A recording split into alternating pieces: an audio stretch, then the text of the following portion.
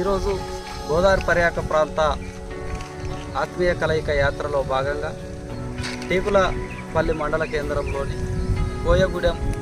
Open cast 2కి మనం చేరుకోవడం జరిగింది. ఈ ఓపెన్ కాస్ట్ మొదలైన నాటి నుంచి వెళ్ళి మొత్తంగా కూడా దీని నుంచి వెళ్ళి వచ్చే పొల్యూషన్తో ఇవాళ ఇక్కడ ఉన్న చుట్టుపక్కల గూడాలని కూడా తీవ్రమైన ఇబ్బందులు పడే పరిస్థితి ఉన్నది. 2016లో ఈ ఓపెన్ కాస్ట్ని ఏర్పాటు చేసే క్రమంలో ఖచ్చితంగా ఇది 5వ షెడ్యూల్ భూభాగం కాబట్టి ఈ భూభాగ పరిధిలో పేసా చట్టం యొక్క గ్రామసభ తీర్మానం తర్వాతనే ఈ యొక్క ఓపెన్ కాస్ట్ అనేది ఓపెన్ కావాలి. చుట్టుపక్కల ఉన్న కోయగూడెం కానీ కిష్టారం కానీ తదితర గ్రామాల ప్రజలందరూ కూడా మాకు ఇక్కడ ఓపెన్ కాస్ట్ వద్దని గ్రామసభ తీర్మానం చేసినప్పటికీ ఇక్కడున్న రాజకీయ ఆర్థిక బలంతో